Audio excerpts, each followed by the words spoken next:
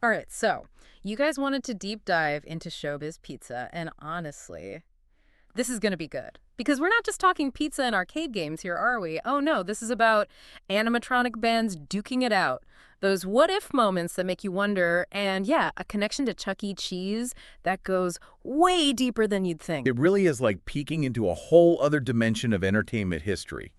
Two giants, born from the same spark, but taking wildly different paths. And we're going to break it all down using everything from like old company papers and fan forums to, those YouTube rabbit holes and those surprisingly juicy Wikipedia deep dives.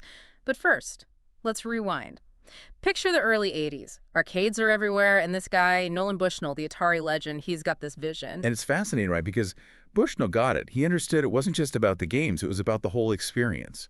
Chuck E. Cheese wasn't just a place to play, it was an escape, the whole package. But then, and this still has those business folks scratching their heads, Bushnell, he sells Atari to Warner Communications. And let's just say pizza slinging robots. Not exactly their jam. Which, boom, creates this opening. Avoid practically begging for someone like Robert Brock to step in. Hotel tycoon, eye for opportunity, Brock sees what Bushnell's got cooking. They team up, ready to make Chuck E. Cheese a household name. The works. And that right there, that's our first big what if. Because Brock, he was this close to being Mr. Chuck E. Cheese, the king of tokens and tickets. But fate had other plans in the form of Aaron Fechter and his company, Creative Engineering. See, to get this, you got to understand, Fechter, he wasn't just building animatronics. He was building personalities, characters with soul, technologically. Yeah. Miles ahead. It's no surprise Bushnell himself tried to buy him out, saw the threat to his own empire. And Fechter turning him down. Bold move. Talk about a David and Goliath story brewing. So picture this. Brock, fresh from almost Chuck E. Cheese stardom, walks into a room to see Fechter's work, including this band called, and this is key, the Wolfpack Five. And that's the genesis of Showbiz Pizza right there.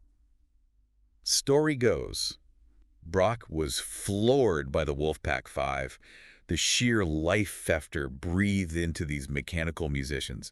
This wasn't just kid stuff. This was art meeting technology in a way nobody had ever seen. And just like that, you go from almost being the Chuck E. Cheese guy to, bam, founding your own animatronic pizza empire. Brock, he dishes the Bushnell deal, goes all in with Fechter. Showbiz Pizza Place is born. Talk about a sliding doors moment, Oh, right? absolutely. It'd be like 1 minute you're picturing a life of skee ball and birthday cake. The next, you're leading the charge in a full-blown pizza war. Because that's what it was, right? A war? 100%. Yeah. And it wasn't just, hey, let's be friends rivalry. Mhm. This was a battle for like the hearts and minds. And let's be real, the allowance money of every kid in America. We're not just talking restaurants next door to each other. We're talking entire universes they were building. Oh, totally. I mean, you had Showbiz, right, with that whole Fantasy Force thing going on in the game rooms. And they had, was it Uncle Clunk, this bizarre, like, kind of Frankenstein-looking character. Right.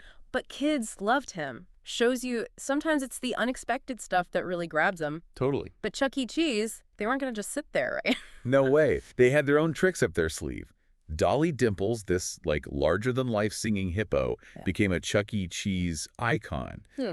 And, some of her jokes, definitely for the adults in the room. Which I kind of love. Oh, yeah. It reminds us these places, they weren't just for kids. They were tapping into that whole, like, nostalgia thing, even if it meant a few jokes flew over the little ones' heads. It was a golden age for this kind of family entertainment.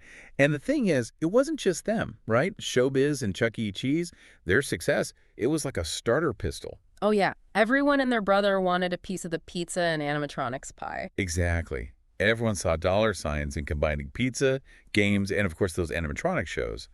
But like, what goes up? Must come down. Exactly. Yeah. And for these guys, that crash landing, the video game crash of '83. Man, I remember that. Oh, yeah. Like one day we're pumping quarters into Pac-Man. Next day it's all, what's Pac-Man? It was rough.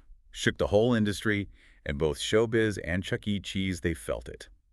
But here's where that lawsuit from way back, it comes back into play.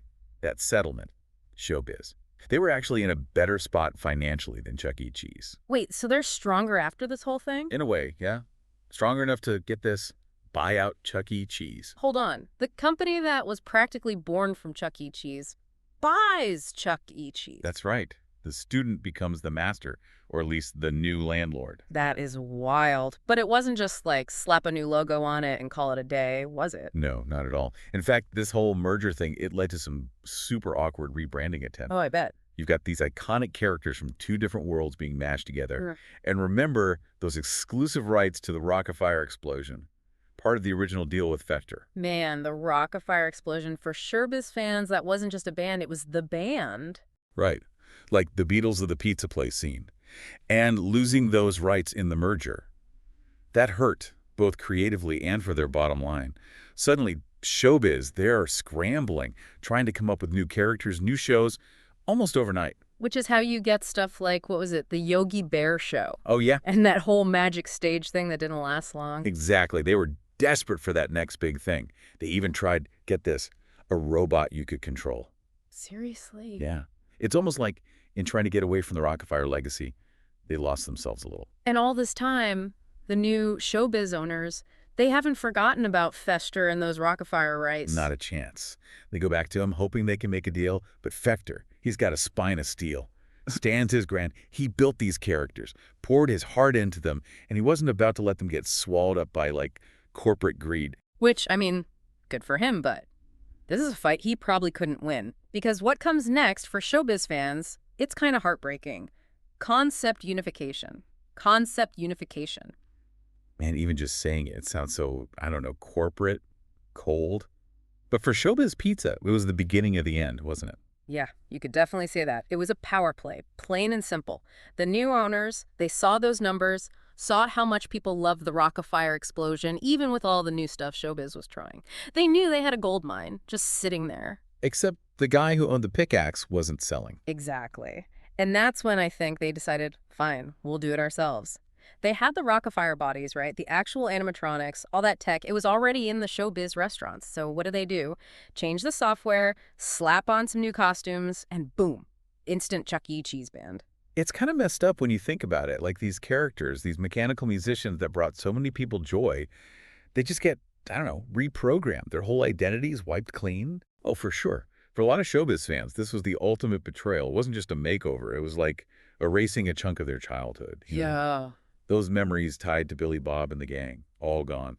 And by 92, that was it. Showbiz Pizza as we knew it, game over. Every restaurant, everything, absorbed into Chuck E. Cheese. So where did everyone end up after all this? What happened to the guys who built these, like, weirdly wonderful animatronic empires? Well, Bushnell, he was always a go-getter, starts other businesses, even gets back into educational video games at one point. Like, he couldn't stay away from that world of tech and entertainment. Brock, sadly, he passed away back in 98. But I mean, his legacy, that's huge. He changed how we think about family fun. And Vector. What about the guy who started it all? He never stopped building, kept making animatronics, even opened up a whole museum dedicated to his work. But I bet sometimes he had to have looked at those Rockafire characters and wondered, what if? It makes you wonder, right?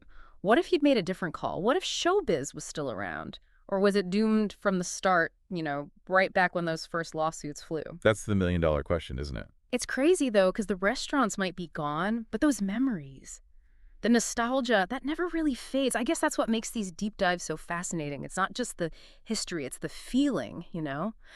So next time you're at a Chuck E. Cheese, take a second, look around. Maybe, just maybe, somewhere under those flashing lights, a little bit of Showbiz Pizza is still alive.